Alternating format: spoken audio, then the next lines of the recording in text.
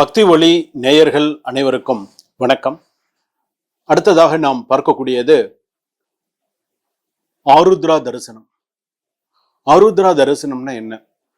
நம்ம இந்த ஆருத்ரா தரிசனம் அப்படிங்கிறது, இந்த ஆருத்ராங்கிற பேரு என்ன பேரு? ஆருத்ரா தரிசனம்னு நம்ம சொல்றோம். அதாவது 27 நட்சத்திரத்துல திருவாதிரை நட்சத்திரம் அப்படின்னு இருக்கு. திருவாதிரை இந்த நட்சத்திரத்துக்கு பேர் தான் ஆருத்ரா அப்படின்னு சொல்லுவாங்க. ஆருத்ரா தரிசனம், திருவாதிரை தான் ஆருத்ரா அப்படின்னு சொல்லுவாங்க. திருவோண நட்சத்திரத்தை சிரவண நட்சத்திரம் அப்படின்னு சொல்லுவாங்க. அப்ப இந்த ஆருத்ரா தரிசனம் அப்படின்னு சொல்றது சாக்ஷாத் அந்த சிதம்பர நடராஜமூர்த்தியை குறிக்கக்கூடியது. சாக்ஷாத் நடராஜமூர்த்தியை ஆனந்த தாண்டவம் ஆடக்கூடிய சாக்ஷாத் அந்த நடராஜமூர்த்தியை குறிக்கக்கூடியது. அதாவது பெரிய விஷயம் இந்த ஆருத்ரா தரிசனம் அப்படிங்கிறது. நல்லா என்னுடைய கையினால நான் சுவாமிக்கு அந்த நடராஜமூர்த்திக்கு கிட்டத்தட்ட 21 அபிஷேகத்துக்கு மேலையும் ஷோடச தீபாரதனை எல்லாம் பார்த்தீங்கன்னா பெரிய அளவுலலாம் அந்த நடராஜமூர்த்திக்கு நான் பண்ணியிருக்கேன். அது அந்த நடராஜமூர்த்தி அந்த ஆருத்ரா தரிசனம் அப்படிங்கிறது அவ்வளோ ஒரு சிறப்பான ஒரு விஷயம். சரி, இப்போ இந்த திருவாதிரை நட்சத்திரம் அப்படின்னு சொல்றோம் இல்லையா, சிவபெருமானுக்கு முதல்ல பிறப்பு கிடையாது. அதை முதல்ல ஞாபகம் வச்சுக்கோங்க. சிவபெருமானுக்கு முதல்ல பிறப்பு கிடையாது. ஆதியும் அந்தமும் இல்லாதவர் சிவபெருமான். எல்லாரும் என்ன சொல்றோம், சிவபெருமானுடைய நட்சத்திரம் திருவாதிரை நட்சத்திரம் அப்படின்னு சொல்லுவோம். அவருக்கு பிறப்பு கிடையாது. அப்ப இந்த ஆருத்ரா நட்சத்திரம்ங்கிறது வியாகிரபாத முனிவரும் பதஞ்சலி முனிவர் இருக்காங்க இல்லையா, அந்த ரிஷிகள்லாம் இருக்காங்க இல்லையா, அவர்களுக்கு அந்த காட்சி கொடுத்த நாள் அப்படின்னு சொல்லலாம். காட்சி கொடுத்த சில நாட்கள் அப்படின்னு சொல்லுவாங்க. மகாவிஷ்ணு பிரார்த்தனை செய்து இந்த திருவாதிரைக்கு அப்படின்னு சொன்னா ஒரு பெரிய கதையே உண்டு. பெரிய கதையே உண்டு. இது ஏன், எதனால செய்யறோம், எதனால இந்த நாள் அந்த ஆனந்த தாண்டவம் எப்படி இந்த காட்சி கொடுத்தாருங்கிற வரைக்கும் இருக்கு. அதனால ஆகப்பட்டது தான் இந்த திருவாதிரை நட்சத்திரம். அந்த நாள்ல சுவாமி ஆருத்ரா தரிசனம், சுவாமி அப்படியே பல்லாக்கள் அப்படியே பயங்கரமா கொண்டு வருவாங்க. கொண்டு வரதை பார்த்தால கண்கொள்ளா காட்சி. அந்த சுவாமி, அதாவது அந்த ஆருத்ரா தரிசனத்தை அன்னைக்கு சுவாமி நடராஜமூர்த்திய அந்த தோல்ல சுமந்துன்னு ஓடி வருவாங்க. அப்படி பயங்கரமா ஓடி வருவாங்க. அப்படி ஓடி அந்த சுவாமி ஒரு பக்கம் பார்த்தீங்கன்னா அம்பாள் இருக்கும், ஒரு பக்கம் இது பார்த்தீங்கன்னா அவ்வளோ ஒரு சந்தோஷமா அப்படி அந்த அந்த இது பார்த்தீங்கன்னா அவ்வளோ ஒரு சிலுக்க ஆரம்பிச்சிடும். அந்த அளவுக்கு கடைசியா சுவாமி நின்று இருப்பார். அம்பாள் 3 தடவை சுத்தி வருவா. சிவகாமி அம்பாள் 3 தடவை சுத்தி அதுக்கப்புறமா 2 பேரையும் ஒன்னா நிக்க வச்சு சுவாமி எல்லாம் அதுக்கப்புறம் தீபாராதனை எல்லாம் பண்ணி ரொம்ப சிறப்பா இருக்கும். அதெல்லாம் திருவாதிரை களி கேள்விப்பட்டிருக்கீங்களா? திருவாதிரை களி அவ்வளவு விசேஷம். அன்னைக்கு அந்த ஒரு நாள்ல தான் அந்த களியை பண்ணுவாங்க. திருவாதிரை களி கேள்விப்பட்டிருக்கீங்களா? அந்த களியும் அந்த நிறைய அந்த அந்த அதோட அது ஒரு இது மாதிரி வைப்பாங்க. நல்ல காய்கறிகள்லாம் போட்டு சுவாமிக்கு உகந்ததா சில விஷயங்கள் பண்ணுவாங்க. திருவாதிரை களி அன்றைய இதுனா சுவாமிக்கு அதுதான் பிரசாதம். திருவாதிரை களி தான் இன்னைக்கு சுவாமிக்கு பிரசாத நைவேத்தியம். இன்றையும் பல ஆலயங்கள்ல செய்யறாங்க. எந்தெந்த ஆலயத்துல எல்லாம் இந்த நடராஜமூர்த்தி இருக்காரோ அந்தந்த இடத்துல எல்லாம் சிறப்பான முறையில அபிஷேகம் செய்து நிறைய சுவாமிக்கு தேவாரம் திருவாசகங்கள்லாம் படித்து நிறைய விஷயங்கள்லாம் ஓதுவா மூர்த்திகள்லாம் நிறைய இருந்து படிப்பாங்க. நிறைய விஷயங்கள்லாம் சிவனடியார்கள்லாம் பார்த்தீங்கன்னா அந்த இந்த தாளம்லாம் சொல்றோம் இல்லையா, அதெல்லாம் போட்டு பெரிய அளவுல பண்ணுவாங்க. அந்த அந்த திருவாதிரை நட்சத்திரம்ங்கிறது அவ்வளோ ஒரு சிறப்பான விஷயம்.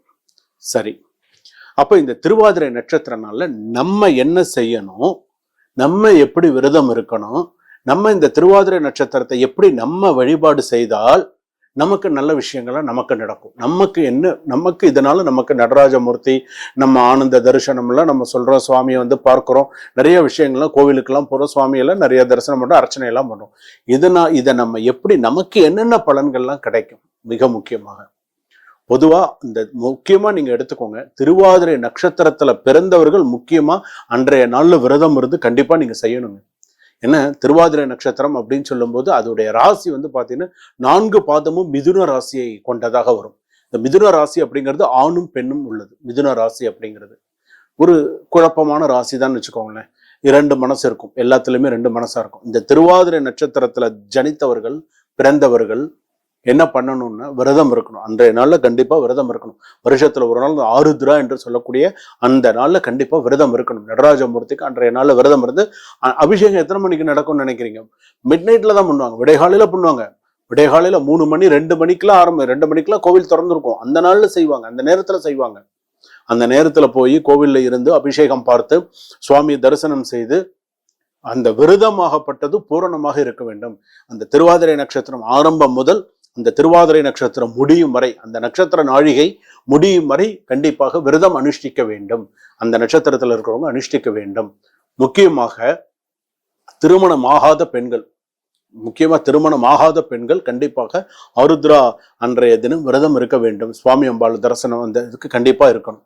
அதற்கு அடுத்ததாக பாத்தீங்க அப்படின்னு சொன்னா, திருமணமான தம்பதிகள் புத்திர பாக்கியத்தை எதிர்பார்த்திருந்தவர்கள் அன்றைய நாள்ல நடராஜமூர்த்திக்கு அபிஷேகம் செய்திருக்கக்கூடிய பஞ்சாமிர்தமோ தயிரோ அன்றைய தினம் விபூதியோ அன்றைய தினம் சுவாமி பிரசாதத்தை கண்டிப்பா போய் வாங்கணும், கண்டிப்பா செய்யணும். இதெல்லாம் செய்தால்தான் சிறப்பானது. சுவாமியுடைய வில்வ பிரசாதமாவது அன்றைய தினத்துல கண்டிப்பா நமக்கு மகாவில்வம் என்று சொல்லக்கூடிய அந்த வில்வத்தை கண்டிப்பா நம்ம சுவாமி பிரசாதமா நம்ம இது பண்ணிக்கணும். அவ்வளோ ஒரு விசேஷமானது இந்த திருவாதிரை. இது இப்போ எந்த நாள்ல நமக்கு வருது? இந்த ஆருத்ரா நட்சத்திரம் என்னைக்கு வருது? ஆருத்ரா தரிசனம் என்னைக்கு நமக்கு வருது? ஜனவரி மாதம் 13ஆம் தேதி. மைண்ட்ல ஞாபகம் வச்சுக்கோங்க, 13ஆம் தேதி வருது. இப்பெல்லாம் பாத்தீங்கன்னா சில பண்டிகைகள்லாம் ரெண்டா வருது. ஒரு பண்டிகையா மட்டும் வரதில்லை, ரெண்டு பண்டிகையா வருது, ரெண்டு பண்டிகையா வருது. ஸோ அதனால இந்த ஆருத்ரா தரிசனம் என்று நடராஜமூர்த்தி சிவகாமி அம்பிகா சமேத நடராஜமூர்த்தியை மனதார பிரார்த்தனை செய்து, முக்கியமாக மாணவிகள் மாணவர்கள் பரதநாட்டிய கலையில இருக்கக்கூடியவர்கள், நான் பரதநாட்டியம் ஆடுறேன், பரதநாட்டிய கலையில நான் இருக்கேன், அந்த குழு நான் நடத்துறேன் அப்படின்னு சொன்னா அவர்கள் முக்கியமாக அந்த நாளில் வழிபட்டே ஆக வேண்டும். சாட்சாத் அந்த நடராஜமூர்த்தியை அன்றைய தினம் நீங்க உங்களுடைய ஸ்டேஜில் போய் நீங்க ஆடுறீங்கன்னு சொன்னா அந்த நாள்ல நீங்க ஆடுறதுதான் உங்களுக்கு இன்னும் சிறப்பு. யாரெல்லாம் இந்த பரதநாட்டிய அந்த இன்ஸ்டிடியூஷன் நான் நடத்துறேன், நிறைய மாணவர்கள் என்கிட்ட மாணவிகள் படிக்கிறாங்க, மாணவர்கள் நிறைய இருக்காங்க, இப்பெல்லாம் ஆணும் பரதநாட்டியம்லாம் ஆடுறாங்க, சும்மா இல்லை, எல்லாருமே கத்துக்கிறாங்க. அப்ப அந்த சிறு குழந்தைகள் முதல் அந்த அன்றைய தினம் உங்களுக்கு உங்க குழந்தைகள் நல்லா பரதநாட்டியம் ஆடுறதுன்னு சொன்னா, ஏதாவது ஒரு கோவில்ல நடராஜமூர்த்தி தரிசனம் வெளியில வரும்போது ஆட வைங்க. அந்த குழந்தைய நல்லா அருமையா ஒரு ஒரு வாய்ப்பு கேட்டு அந்த குழந்தைய நல்லா அந்த சுவாமிக்கு முன்னாடி அந்த ஒரு கீர்த்தனை ஆட சொல்லுங்க. அந்த குழந்தை ஆடும், அவ்வளவு சந்தோஷமா இருக்கும். அதுதான் அன்றைய தினம் இன்னும் சிறப்பானது. அந்த பரதநாட்டியத்தை அந்த ஒரு விஷயத்தை மட்டும் அந்த கான்செப்ட் விட்டுறாதீங்க. நீங்க எத்தனையோ மாணவ மாணவிகளை நீங்க உருவாக்கி இருக்கீங்க, நிறைய விஷயங்கள் நீங்க செஞ்சிருப்பீங்க. ஆனா அந்த ஆருத்ரா வரும்பொழுது ஆனந்த தாண்டவம் ஆடி அந்த சுவாமியை தரிசனம் செய்யும் பொழுது உங்களுக்கு மேல மேல மேல அந்த பரதநாட்டிய கலை அப்படிங்கிறது சின்ன கலை இல்லை, பெரிய விஷயம். ஒவ்வொரு விஷயத்துக்கும் அதெல்லாம் எவ்வளவு விஷயங்கள் இருக்கு, அதுக்கு ஒவ்வொரு நுட்பம் இருக்கு, அதுக்கெல்லாம் எவ்வளவு விஷயங்கள் இருக்கு. அது பரதநாட்டியம்னு சும்மா சின்ன விஷயமா, சும்மா கையை காலை தூக்கி ஆடுறது கிடையாது. அதுக்குன்னு ஸ்வரம், அதுக்குன்னு எல்லாம் எவ்வளவோ விஷயங்கள் இருக்கு. அதை கற்றுக்கொள்றதுக்கு யாருடைய அனுகிரகம் பூரணமாக இருக்க வேண்டும். ஏன் நடராஜமூர்த்தியை கொண்டு பரதநாட்டியத்துல வைக்கிறாங்க? வேற ஏதாவது சுவாமி கொண்டு வைக்க வேண்டியதானே? எதுக்கு அந்த சாட்சாத் அந்த நடராஜ் எல்லா பரதநாட்டிய இடத்துல நீங்க பாக்குறீங்களா இல்லையா? எந்த இடத்துல சுவாமியை எந்த சுவாமி வச்சிருக்காங்க? நடராஜமூர்த்தி வச்சிருக்காங்க. ஆனந்த தாண்டவம் ஆடக்கூடிய அந்த நடராஜமூர்த்தியை தான் வச்சு இதை பண்றாங்க. அப்போ அந்த நடராஜருடைய நீங்க அடுத்தடுத்த ஸ்டேஜுக்கு நீங்க பரதநாட்டியத்துல இருக்கீங்க, அடுத்தடுத்த ஸ்டேஜுக்கு நீங்க போகணும்னு விருப்பப்பட்டீங்கன்னா கண்டிப்பா இந்த ஆருத்ரா தரிசனத்தை மிஸ் பண்ணாதீங்க. வாய்ப்பு கிடைக்கும் போது கோவில்ல போய் பார்ட்டிசிபேட் பண்ணுங்க. உங்களுக்கு அந்த வாய்ப்பு கிடைச்சதுன்னா கண்டிப்பா நீங்க அந்த சுவாமிக்கு முன்னாடி உங்களுடைய திறமைகளை வெளிப்படுத்துங்க. அந்த இறைவனுடைய பரிபூரண அருள், அந்த இறைவியோடைய பரிபூரண அருள் உங்களுக்கு எப்பொழுதும் உங்களுக்கு இருக்கும். சரிங்களா? சுபம்.